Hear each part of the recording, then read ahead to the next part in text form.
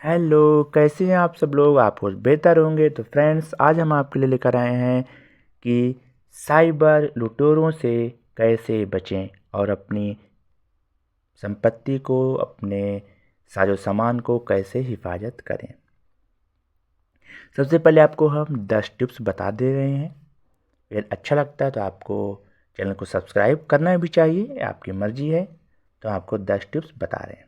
पहला टिप्स है कि इंटरनेट मीडिया पर, जैसे आजकल फेसबुक है, इंस्टाग्राम है इत्यादि पर, अपनी निजी जानकारी जैसे पता, आपका नाम, फ़ोन नंबर, एड्रेस, फ़ोटो, अपना इनकम साइज़ कभी भी साझा ना करें, किसी को ना बताएं।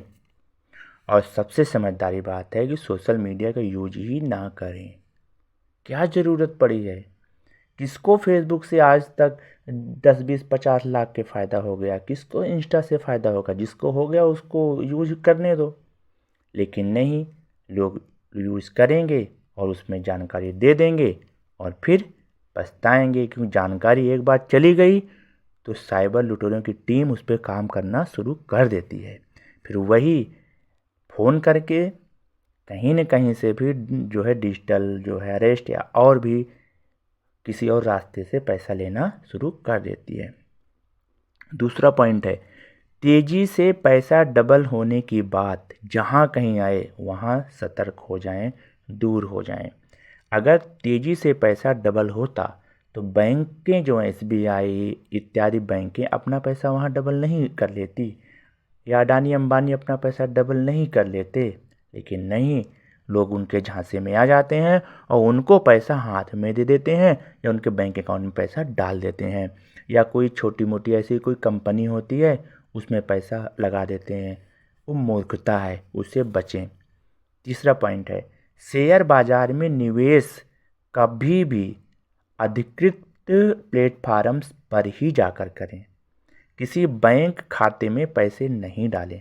शेयर मार्केट में जिसको पता ही नहीं है वो क्या करता है, बिचौलिए आते हैं, उनके अकाउंट में पैसा डाल देते हैं कि आप पैसा मेरा शेयर में लगा देना। वो मूर्खता है। शेयर आज से नहीं होता। शेयर मार्केट के लिए सबसे पहले डीमेट अकाउंट खुलता है। डीमेट अकाउंट आपका जब ओपन होगा, बैंकों में भी होता है और कुछ कंपनियां हैं जो शेयर मार्केट डील करती हैं, उन कंपनियों में भी होता है, जैसे एंजल हो गया, जीरोधा हो गया इत्यादि।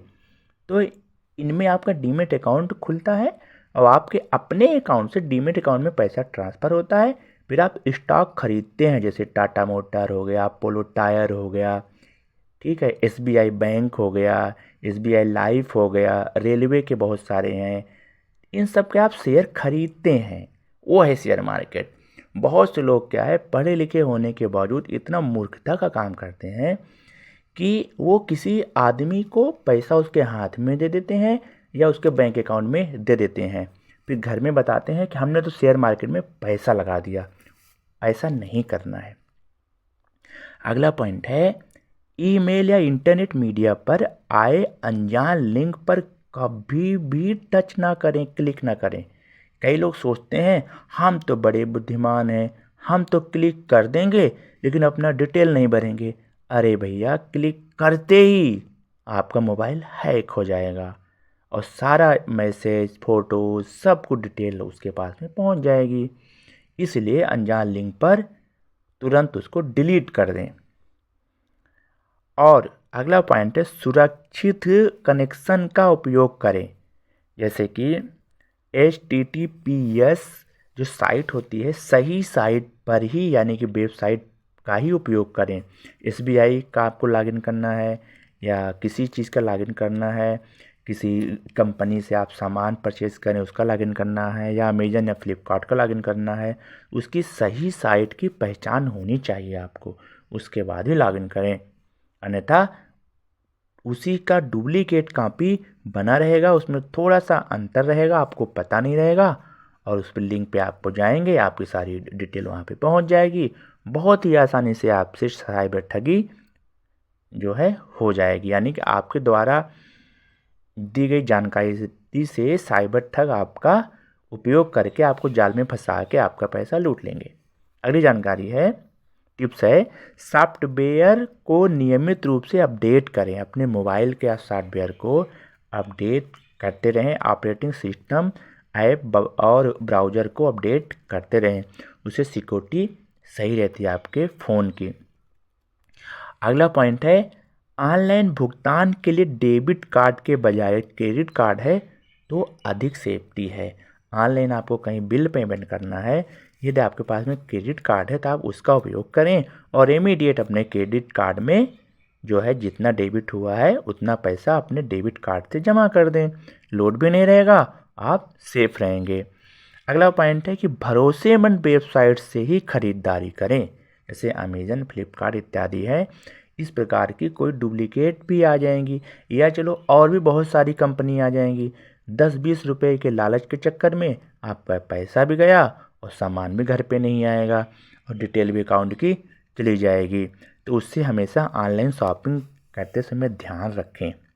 अगला पॉइंट है, बैंकिंग गतिविधियों पर नज़र रखने के लिए अपने मोबाइल में एसएमएस सुविधा ज़रूर अपडेट कराएं। बहुत से लोगों का अपडेट होता ही नहीं है, तो वो चीज़ें अपडेट कराएं। और अगला पॉइंट है, अपने मोबाइल पर ट्रैकिंग सेट करें और डिवाइस में ट्रैक करने और रिमोटली डेटा डिलीट करने की सुविधा भी चालू रखें अपने मोबाइल में। और ये सबसे अच्छी बात तो यही है कि ऑफिस जाएं, वहाँ पे काम कराएं। किसी भी विभाग का काम हो, सबसे पहले उस ऑफिस में जाएं, उस कार्यालय में जाएं, वहाँ पे काम कराएं। ये तो 10 पॉइंट हो गए। और मेन चीज़ क्या है, कभी भी कोई भी फ़ोन कॉल आता है, यदि +91 छोड़ करके है तो उसको कभी रिसीव न करें। इमीडिएट साइबर क्राइम में रिपोर्ट करें, 1930 पर फ़ोन करके बताएं। नंबर 1 बात। दूसरा, किसी भी अनजान लिंक पर कभी भी टच ना करें। व्हाट्सएप पे आया हुआ लिंक, आपके जान पहचान के व्हाट्सएप से भी लिंक आएगा, उसको भी टच ना करें। उसको फ़ोन करें, उससे पूछें, वो बताए तब टच करें, क्योंकि हैक करके अनजान लोग आपके जानकार लोगों के नाम से व्हाट्सएप कर देते हैं, आपको पता नहीं लगता है।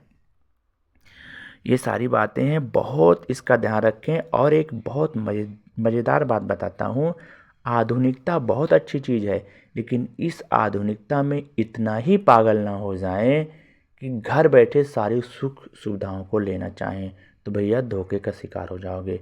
उठें, ब्रांच जाएं, अपना काम कराएं। जिस भी विभाग का कोई भी काम हो, वहाँ पे जा कर के काउंटर पर काम कराएंगे तो ज़्यादा सुरक्षित रहेंगे। कोई भी फ़ोन कॉल आता है, हम उस बैंक से बोल रहे हैं, हम उस कंपनी से बोल रहे हैं, अगर आपको ज़रूरत है उस कंपनी के काम की तो फ़ोन इमीडिएट काट दें और आप बाद में अपने टाइम में अपने डिस्ट्रिक्ट के उस कंपनी के कार्यालय में जा कर के वहाँ पे जानकारी एकत्र करें। कोई भी डिजिटल अरेस्ट नहीं होता है। कोई भी धमकाए, एफआईआर हो गई, ये हो गई, मैं तो ताज्जुब हूँ, इतना पढ़े लिखे लोग ये जानकारी क्यों नहीं रखते हैं। कोई भी एफआईआर कुछ होती है तो आपके नज़दीकी थाने में आएगी। वो भारत में कहीं भी एफआईआर होती है, आपके नज़दीकी थाने में आएगी पहले। तो अगर कुछ ऐसा फ़ोन पे आता है तो फ़ोन काट दें और अपने नज़दीकी थाने में जाएं, उनको सारी बात बता दें। दूध का दूध, पानी का पानी हो जाएगा। और कभी भी कोई मुकदमा होता है तो ऐसे नहीं हो जाता है, बाकायदा उसका वार जो है सम्मन आता है, वो आपके डिस्ट्रिक्ट में ही आएगा, आपको वहाँ जाना होगा। बाहर का होगा तो भी सम्मन आएगा। सम्मन आने के बाद आप उस सम्मन को लेकर के वकील के पास जाएंगे। वकील उस को देखेगा किस कोर्ट में मुकदमा है, क्या है, वो जांच करेगा, होगा तब मुकदमा होगा। बहुत से लोग मैं देखा हूँ, इतना मतलब न्यूज़ पे इतना ज़्यादा मुझे इन पढ़े लिखे लोगों की बेवकूफ़ी पे ताज्जुब होता है कि इतना इतना लाख रुपया लोग दे देते हैं इस नाम से कि एफआईआर हो गई, ये मुकदमा चला। रहे मूर्खों, कहाँ दिमाग था उस दिन जो भगवान दिमाग दे रहा था। और ये जितना भी पैसा लूटा गया है ना, ये सब बड़े लोगों का लूटा गया है। बड़े लोगों का इसीलिए लूटा गया है कि ये इतना कंफर्ट जोन में अपने आप को ढाल लिए हैं, इतना कंफर्ट जोन में ढाल लिए हैं कि दीन दुनिया में क्या हो रहा है इन्हें पता ही नहीं है।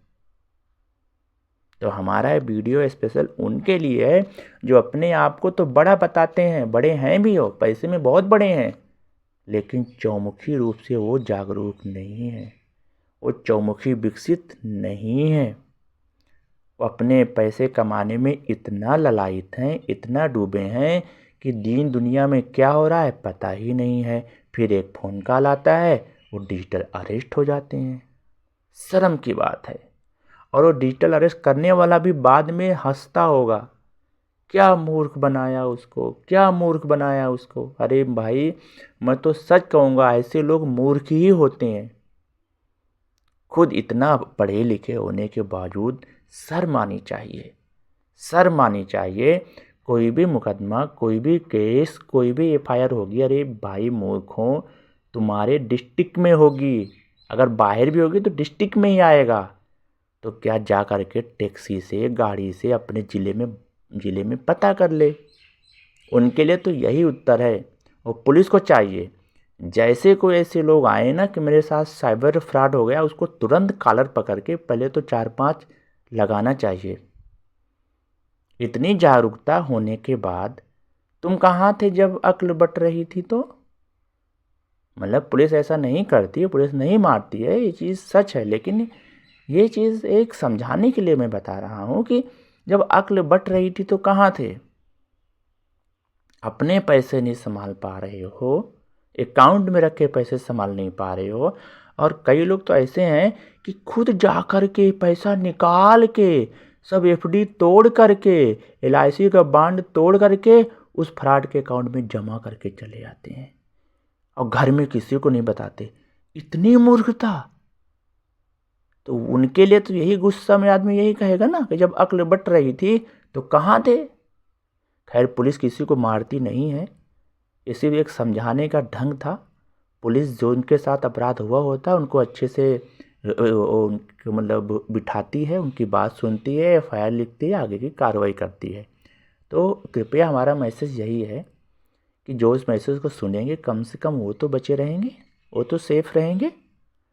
कभी भी, पहली चीज़ मैं इतना कहूँगा, कभी भी कोई भी फ़ोन कॉल आए, आपको डाउट है, आप फ़ोन कॉल रखिए, इमीडिएट जिस संबंध में फ़ोन कॉल आया उस संबंधित कंपनी या ब्रांच में आप जाइए जो आपके ज़िले में है, उन्हें पूरी बात बताइए। नहीं है, आप जा कर के पुलिस थाने में बताइए या 1930 पे कॉल करिए। और ये जानकारी अपने घर में, अपने परिवार में, अपने बच्चों को, अपनी पत्नी को, अपनी माता को, अपने पिता को, सबको बताना है। क्योंकि आप ऑफिस चले जाएंगे और दिन में कोई फ़ोन कॉल आएगा और वो सारी जानकारी दे देंगे। फिर वो व्यक्ति जानकारी एकत्र करके रखेगा, कुछ समय के बाद फिर एक फ़ोन कॉल आएगा और वो फिर साइबर ठगी का शिकार हो जाएंगे। अपने पैसे बचाएं, सुरक्षित रहें। और बहुत से लोग इस वीडियो को नहीं सुनेंगे क्योंकि उनको चटपटा वीडियो अच्छा लगता है। तो भैया चटपटा सुन लो या तो कोई नॉलेजेबल वीडियो सुन लो। नॉलेजेबल सुनोगे तो कुछ ना कुछ सीखोगे तो आप ही फायदे में रहोगे। तो फ्रॉड वालों से बचें और घर परिवार में सबको वीडियो शेयर करें, अपने दोस्तों को शेयर करें और उनको भी जागरूक करें। बहुत बहुत शुक्रिया, बहुत बहुत धन्यवाद। अच्छा लगा हो लाइक करें, शेयर करें। Thank you.